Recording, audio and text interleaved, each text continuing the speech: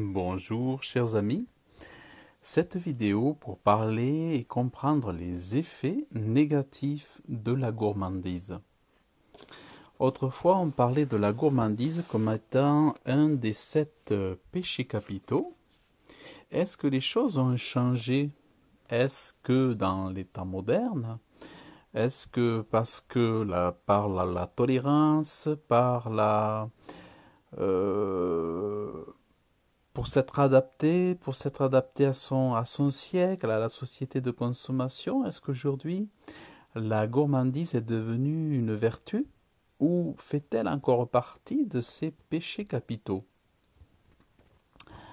Alors nous voyons que dans les Saintes Écritures, Dieu montre du doigt la gourmandise. Or, aujourd'hui, on voit de plus en plus dans nos églises, malheureusement, c'est pas pour critiquer ou pour vous dire voilà, que toutes les églises sont mauvaises, ce n'est pas du tout le cas. Mais en fait, souvent, au lieu de ce que la gourmandise soit à surveiller, à faire attention, aujourd'hui, la gourmandise, tout au contraire, est même encensée. La gourmandise entre dans les églises et qu'est-ce qui se passe? C'est une perte de la spiritualité. Il y a une loi spirituelle face à la gourmandise. Et oui, autrefois les églises ne se sont pas trompées lorsqu'elles montraient du doigt et demandaient d'être prudents face à la gourmandise, d'être vigilants, de ne pas s'abandonner dans les mains de la gourmandise. Pourquoi? Dans la Bible, il est dit « Ne fréquente point les ivrognes, ne fréquente point les ivrognes ni les gourmands. » En fait, si nous-mêmes nous sommes gourmands et que nous vivons, puisque nous sommes gourmands et que nous vivons avec un gourmand, eh bien, nous devrions ne pas nous fréquenter parce que nous devenons infréquentables. Devient donc aux yeux de Dieu infréquentable celui qui est trop facilement gourmand et qui s'abandonne à sa gourmandise.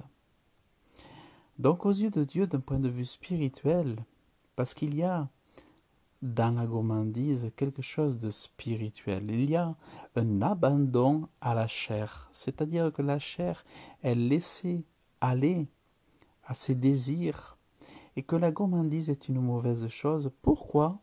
Parce qu'elle appauvrit. En fait, il est dit « Ne fréquente point les ivrognes et les gourmands, car l'ivrogne et le gourmand seront appauvris. »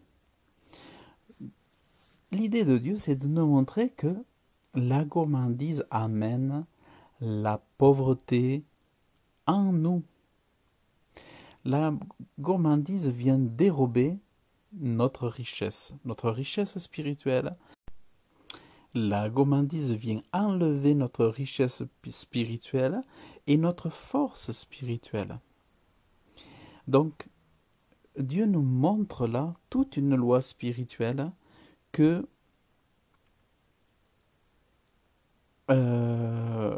l'ivrogne et le gourmand seront appauvris. Il y a la même loi pour l'ivrogne et le gourmand. Le gourmand, c'est celui qui se laisse abandonner, voilà, à manger des choses sucrées, des choses comme ça qui réjouissent, mais qui sont pas liées à l'appétit, à la faim, à la nécessité. Les gourmandises, c'est souvent pour les grignotages, pour rajouter. En fait, c'est pour assouvir des désirs comme ça. Voilà, la gourmandise, c'est un péché, comme c'est rigolo, parce que on parlait des péchés capitaux, ça fait un peu partie d'un ancien temps. Les 7 péchés capitaux, ça fait partie d'un ancien temps par rapport à notre époque. Mais la gourmandise était souvent évoquée autrefois. Et ce qui m'étonne, c'est qu'aujourd'hui, ce n'est plus le cas. Je me souviens dans mon église un jour, j'ai dit à un frère, tu sais que la gourmandise, c'est pas Dieu en parle. Dieu en parle et que nous devons être prudents par rapport à ça. Et ce frère me disait, ah bon, pourquoi tu dis ça quand même? Bon, on peut manger des gâteaux et tout, tout, tout. Mais moi, ce que j'étais en train d'expliquer, c'est que on doit faire attention dans l'Église à ce que nous soyons pas en train d'être, euh, de nous tenir un obstacle au conseil de Dieu, de ne pas nous tenir au contraire du conseil de Dieu. Lorsque je vois que on fait des pâtisseries ceci, des pâtisseries cela, on fait des repas avec des gâteaux pour financer ceci, financer cela, on se croirait dans une pâtisserie. Alors j'ai rien contre les pâtisseries, contre les artisans, mais chaque chose doit être à leur place et aujourd'hui on a l'impression que beaucoup d'églises deviennent des pâtisseries et les enfants de Dieu deviennent des mangeurs de gâteaux. Et du genre, je mange un gâteau, je mange un deuxième, et etc. Donc, en fait, tout ça pour dire que on oublie d'être prudent, on oublie d'être enseigné. Alors, euh, il est dit dans la Bible quelque part, mon fils, si ton cœur est sage, mon cœur s'en réjouira, moi-même.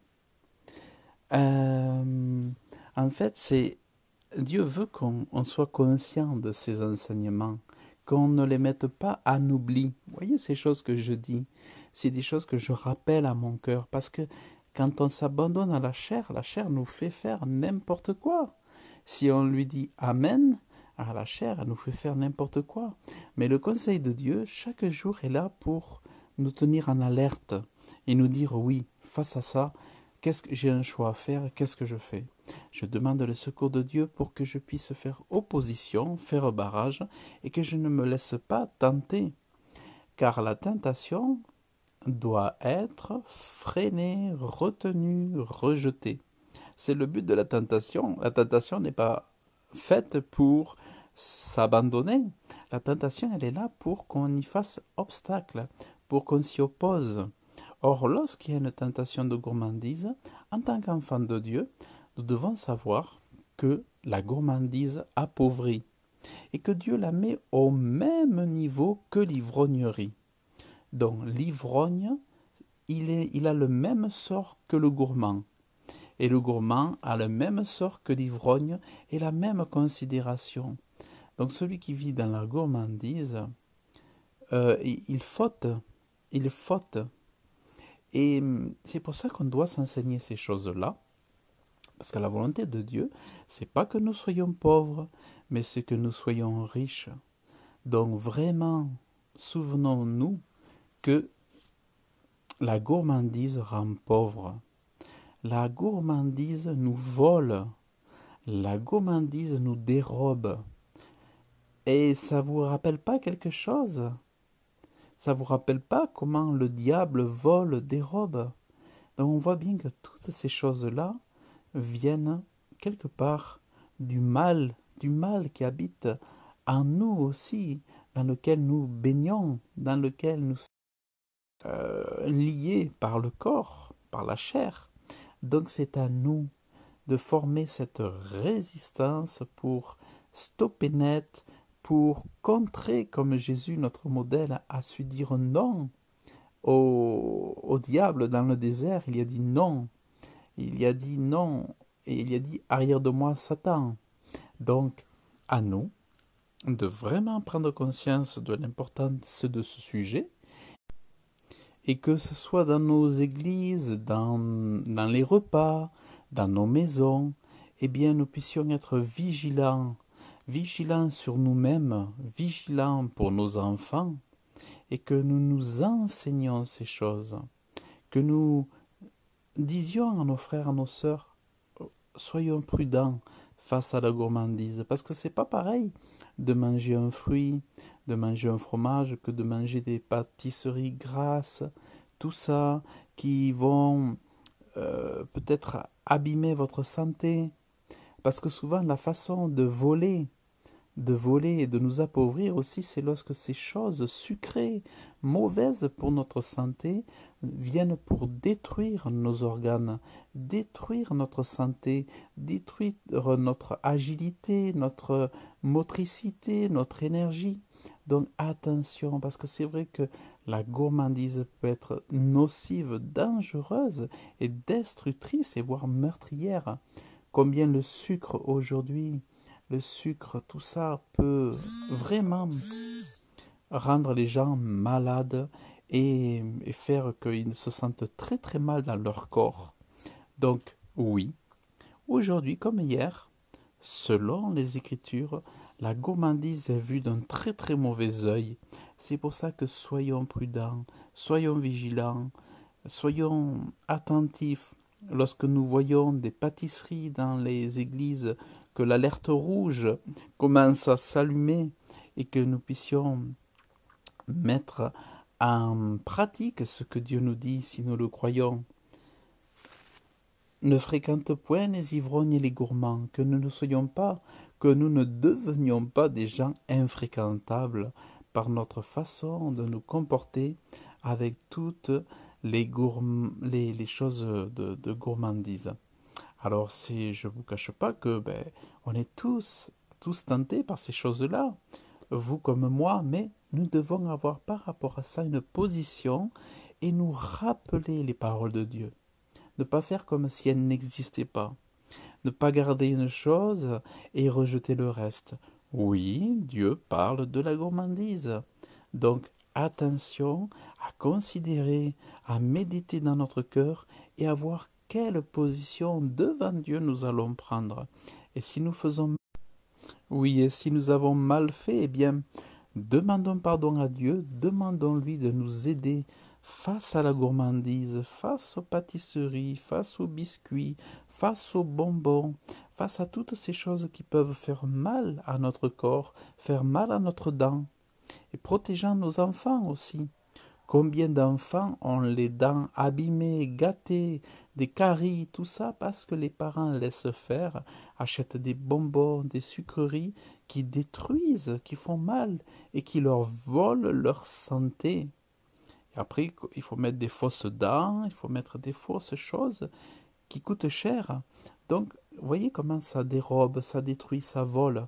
Donc, aujourd'hui, il est possible, aujourd'hui comme hier, de être très vigilant face à la gourmandise, de savoir dire non pour que vous puissiez vous préserver, que vous puissiez préserver vos enfants, les éduquer et acheter autre chose. Voilà, vous achetez autre chose, vous achetez des choses qui sont choses qui vont pas vous faire mal à la santé, qui vont vous préserver et qui vont vous garder votre énergie et que vous soyez fort dans votre